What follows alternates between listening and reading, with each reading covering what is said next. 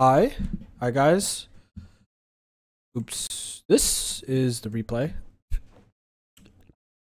So today, I want to talk to you guys about the concept of counting Elixir. And, like a lot of players want to learn about this. A lot of people want to just like always know whether or not your opponent is ahead or behind. And I'm sort of here to clear up some misconceptions, try and show you what like counter elixir really looks like and what it is and how to do it, how to get better at it. And to do that, like I'm gonna try and show you guys some infographics using MS Paint. And I have a replay to show you where I'm playing this deck. It's a Zap 8 deck, which I think is one of the best decks to learn this kind of method with, because it really like rewards you pretty quickly if you do this correctly. But so let's get started with trying to understand what counter elixir like is not. It's not sitting here, just playing through the game and then just logging like everything they do throughout the entire game. That's actually not possible. You can do that in the beginning of the game because there's so little going on, because it's not times 2 elixir, but later on you're not going to be able to do that. What counting elixir is, it's like a combination. It's reading into your opponent and then appropriately gauging like where you are and where they are in a given moment, in the game. And then you use that information in order to determine like what your next move. That's what counting elixir does for you. To do that, it's not all about just like, counting the elixir. You have to know the opponent's card cycle. You have to understand it, and then you have to be able to make the decisions like what they can and cannot do, and then like appropriately be able to respond to that. That's what counting elixir like in the end comes down to. So I think a pretty easy way to understand this, like I'm going to try and show you guys what this can look like. Close this out and open up Paint. I want to take this example of let's like say Hog Rider. You have player 1 and then you have player 2. Let's say player 1 is you and player 2 is the opponent. You both are playing the 2.8 Hog Elixir deck, which a lot of people know. It's like, the Hog, Ice Golem, Ice Spirit, Tombstone variation. And at the beginning of the game, both players hit 10, right? Player 1 plays like Tombstone, and player 2 responds by fireballing it. This is all at 10. So what happens is that for player 1 gets... Holy crap. Kitten, what are you doing? So, yeah, my cat. So the player 1, because you can just do simple math here. Fireball is 4, Tombstone is 3. Player 1 gets +1 elixir. Although he trades that for like 200 damage on his tower. You can infer from here that player 1 hits 10 elixir first. Player 2 will be at 9, going on 10 in that time. So I think there's only 2 scenarios that can happen here. Player 1, let's say he sits on his 10 elixir because he wants to see what player 2 does. Then that means player 2 makes up that elixir difference and they're both sitting at 10. Okay. Player 1 should never do that. Everybody should be playing their elixir at 10 so that they don't ever get behind. But player 1 hits 10 elixir first. Let's say that he does a push, right? Let's say he plays Hog plus Ice Golem. Okay, normal move, that's 6 elixir. Since you are also playing the Hog deck, let's say you defend with Tombstone. And you add Mega Minion here. That's also 6 elixir, right? In your head, then you know that in your head you know that you're still 1 elixir ahead of the opponent, because you both played equal amount of elixir. 6-6. That means that the advantage is not negated. Let's say that you also add zap into it. Okay, now your push becomes 8, not 6, and let's say your opponent doesn't do anything. He knows for a fact that your zap is not going to get through your defense. Knowing that, this is a +2 addition on your part, like a +2 investment on your part. 2 minus 1, that is right here. This is your +1 advantage. Now your opponent will be +1. In the early game, you can do this. I think this is very easy. So you can kind of gauge where your opponent is at. Okay, now he's ahead. Now I can now I have to wait for him to do something, because I'm going to hit 10. Like, say, like, the dust settles, you know that he's going to... Now you know that your player 2 opponent is going to hit 10 first. And you could just keep track of it from there. During this whole time, what you have to be doing, what I stress that you have to be doing, is you have to just keep track of your opponent's cards. The thing about this game is that it is an 8-card game, and the cycle is fixed. It's not like... the cycle is random. You know exactly like how many cards he has. If you get really adept at this, you can figure out what he has in his hand too by what he hasn't shown you or what he just played. So for your opponent, you'd be like, all right, he showed me Fireball, he showed me Tombstone, he showed me Mega Minion. Then you just keep saying that in your head. You're like, okay, he has Fireball, Tombstone, Mega Minion.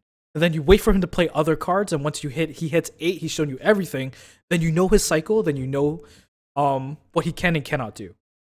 And then you appropriately respond to it. That's reading into your opponent. That's the real magic behind counting your opponent's elixir. It's not just simply about, all right, he's up 2 elixir on me, like, he's ahead. That's not what it comes down to. So right now, I'm gonna try and explain this another concept to you. There is the concept of over and under defending. This one is, I would say, like the cornerstone of the benefit of counting elixir. This is something that I think people know. People know at a fundamental level, but they can't really explain it. And this is gained through just having a lot of games, knowing your deck inside and out. So let's talk about it. Under or over defending. If you know your deck like inside and out, and you've played it against a ton of other decks, then you know when you overextend and when you don't overextend. Or you get like good trades or negative trades, right? There are times when let's say you over defend, right? You overreact to an opponent. He gets damage on you, and so you're both behind in damage and elixir. There's proper ways of gauging that.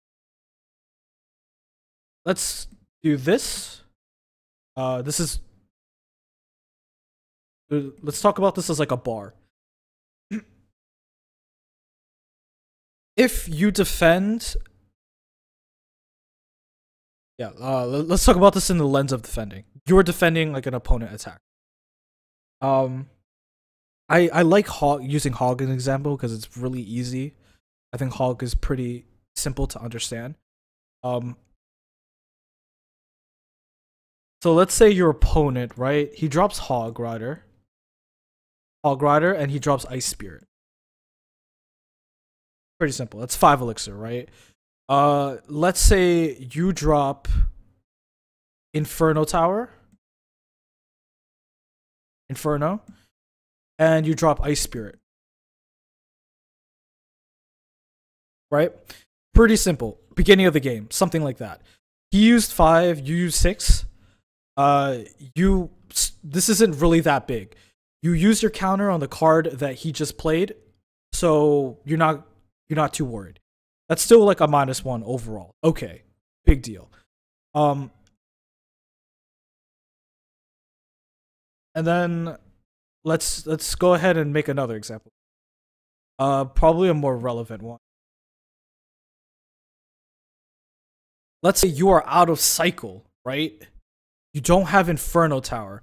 So he plays Hog, Ice Spirit like before. It's 5 elixir, right? You're out of cycle, and you have to play like archers plus Mega Minion. Also very standard. You use 6, he used 5. Let's say the Hog gets 2 hits on the tower too. This is over defending, plus you lose damage on your tower. Plus, it's a -1 elixir. That's below defending. You're under the bar. So like inherently you kind of know where you are in the game and there. The other way around that is let's say you do well against his attack. He plays Hog plus Ice Spirit, and let's say you're playing a different deck. You play Cannon and Ice Spirit, right? That's 4 or 5. You performed above the bar. The important thing to take over from here is not, I mean, I'm like explaining just simple like trading, right? But it's not really simple trading. The important thing to take away from here is that like knowledge of what you need in order to defend appropriately, and that ties into counting elixir. Like if you are able to properly employ counting elixir, then you'll know where in the game you are and then what cards you need to be able to appropriately defend. If you overextend because you're not keeping track of where you are in the game, then someone drops an RG and then like a minion on you, right? And all you have is like, you don't have the correct cycle. You play Inferno Tower, and you have Zap. You zap it, the minions take out your Inferno Tower, you have a full health RG in your tower. You spent 7, he spent 9, but that overall, he takes your tower. That 2+ advantage is nothing. So you know that in your head, how much do you need to defend an RG? He puts 9 elixir down on the board. Then inherently, if you played your deck enough, well enough, and you know it inside and out, your proper defense is like, say you have an Inferno, Princess Zap. That is 5, 8, 10. You know that you need 10 elixir to defend well enough that you don't take any damage.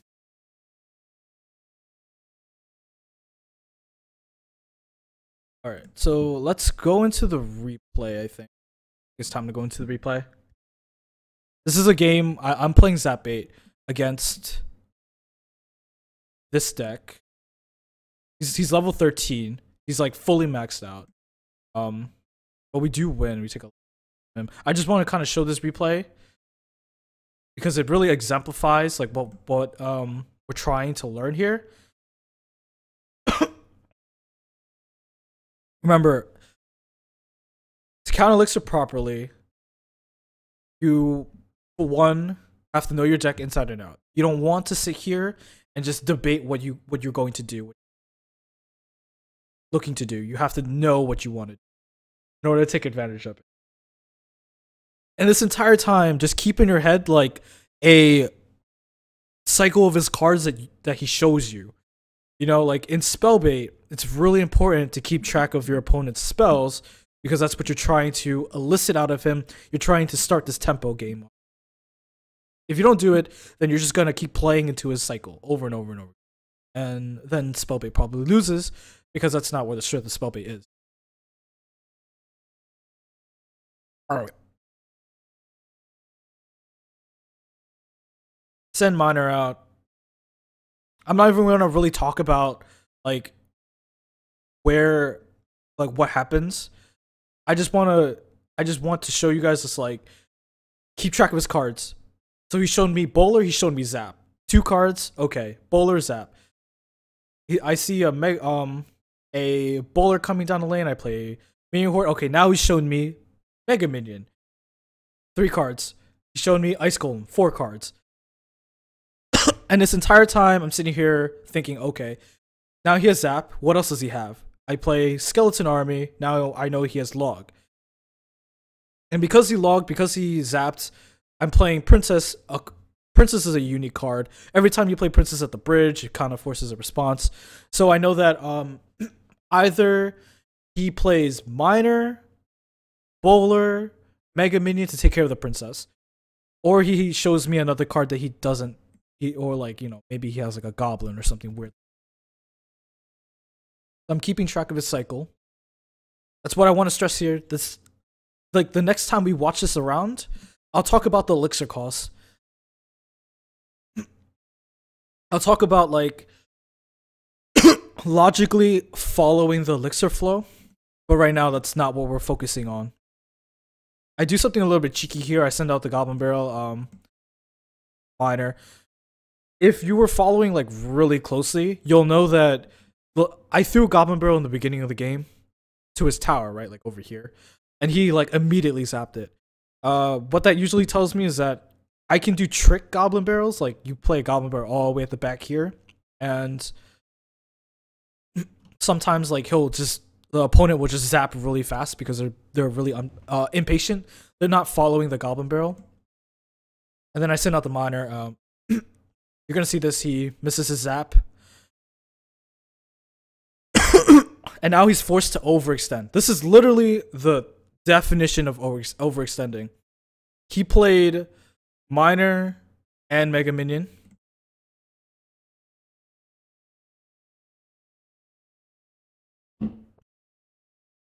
So in your head right now, you should be telling yourself, okay, go through it again. He had miner, bowler, mega minion, miner, bowler, mega minion, miner, zap, ice golem. That's what he's shown you. Everything else from this game, just as he plays more cards, keep it in your head. I'm gonna go through just like ×2. I'm not even gonna talk about the game because that's not what's important right now. Just keeping track of it. Next time we can go over strategy and just like how if you put this into play, if you properly put this into play, then you can see the fruits of it. Like what counter elixir really can do for you.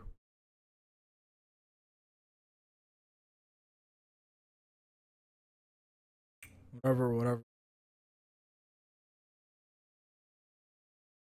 So now he's shown me poison. Right now you know that he has poison. Now I know that he has 3 spells. He has bowler, log, zap, bowler, poison, mega minion, miner, ice golem. 7 cards. He didn't show me his 8th card.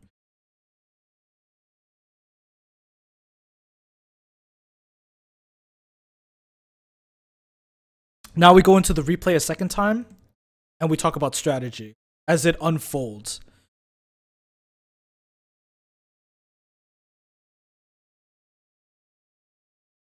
$10 elixir, right? We're gonna go through this. This analysis will be pretty slow because I'm gonna be pausing it a lot to show you guys where the elixir bars are, and then talking to you about it. So I play 3, miner's 3. He responds with bowler. Bowler's 5, 10, 5, 5. I should be at 7. I mean, yeah. I should be at 7. Now I'm at 8 because of he waited a little bit at 10, so it kind of is skewed. Because he doesn't play it right away. So, in my hand, I'm sitting at 10 again. He has a bowler on the field. I know that he's not quite at 10 because there should be a 2 elixir disadvantage. If he played bowler exactly at 10, then it would be a 2. I'm going to throw Goblin Barrel to figure out what spell he has. If he doesn't respond to the spell, most people will probably play something like a Mega. Right? If he does respond with a spell, then I catalog that in my head. He zaps it. Okay. He zaps pretty fast. I also keep that in mind. Bowler zap. I can probably infer that he just played 7 Elixir on the board at 10. Let's see. So we can backtrack it. 10 Elixir. He plays Bowler. 5. He also zaps after hitting like around 7 because I throw my Goblin Barrel at 10. So now he should be at 7, but remember, like, played Bowler kind of late. Leaked 1 Elixir. I'm sitting at 10 again. I know this. Now he plays Minor. He plays Minor. So if he was at 7, well, around like 8.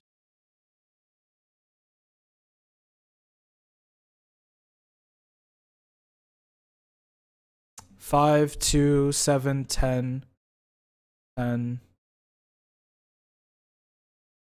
This right here is an overextension. This is 7.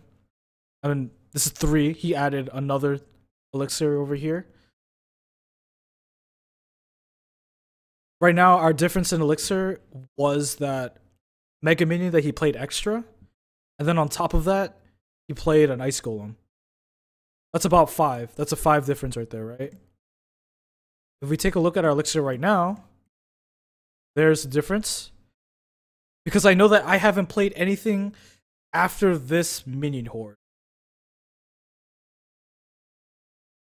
So, if we're talking about the bar that we just, laid out, he is below the bar. He's below the bar 5 Elixir. Because in order for him to have reacted to my Minion Horde, he played, on top of the Bowler, a Mega Minion and then an Ice Golem. I'm not doing anything right now. I'm waiting till 10. As soon as I hit 10, I drop Skeleton Army. Because I want to see what else he has. He drops Log on me, okay? Now I know that he has Bowler, Mega Minion, Ice Golem, Minor, Log, Zap. He showed me 6 cards. Now I drop Princess.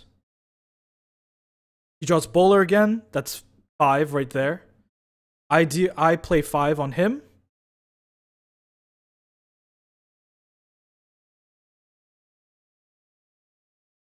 Now there's this weird thing where you can have like structures up and it still counts as Elixir on the board. There's a difference, like you can have Elixir in your hands and then you have Elixir on the board. Like if say you have 10 Elixir in your hand, right, and your opponent is sitting at like 2, but he has a Bowler on the field, you should kind of count that as like 7. So I send Minor, God Barrel. This is what I was talking about before. He zaps a little bit too early. This is what I'm talking about, the overextension. So let's kind of do this math here. I think this is really cool how this math works out, and I know this math works out this way. Minor plus Goblin Barrel is 6, right? He zaps, and then he also plays Minor Mega Minion. If we go back to Paint, right? Let's talk about this. We'll bring back the bar. Right? We're trying to use this example. Like, what did I do? So I played Minor, God Barrel, right? That's 6. I didn't do anything else. I haven't played any spells. He misses a zap. That's 2. And then he responds by playing a defensive Minor plus Mega Minion. That's also 6. But with the zap, that's 8.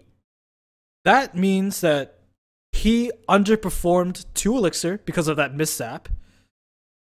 Plus, he had to use his main like attack. He had to use his main attack as defense, which is minor. If we go back to the replay and take a look at our elixir difference, it's 2 because of that zap. And he also responded likewise. So why I feel like I can fireball this like reasonably, because well, first of all, I get a lot of value from fireballing both a Mega Minion, a full health Mega Minion, full health Miner, and a tower. And I know that this isn't like overextending or anything. And I think on top of that, he even drops a Ice Golem that doesn't do anything here too. So I can sit here and recoup and just not do anything.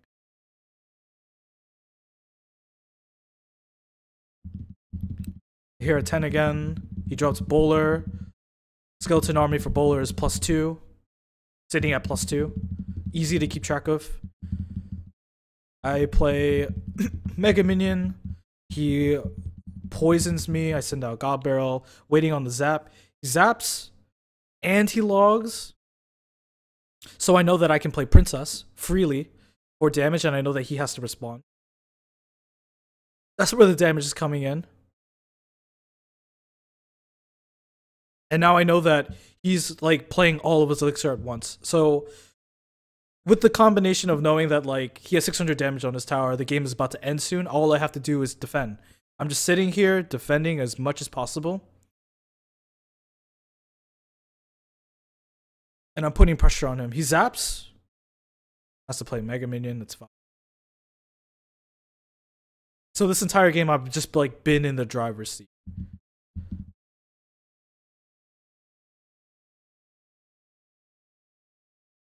And they get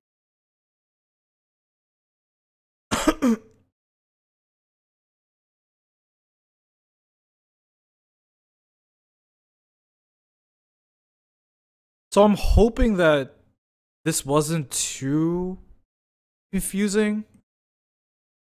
It's hard to talk about everything like perfectly because there's a lot of things that come up when you're trying to talk about just like counting elixir.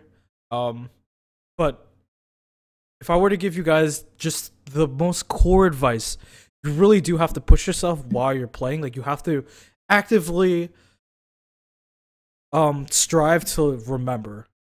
Like really keep track of your opponent's cycle so that you can understand what they can and cannot do.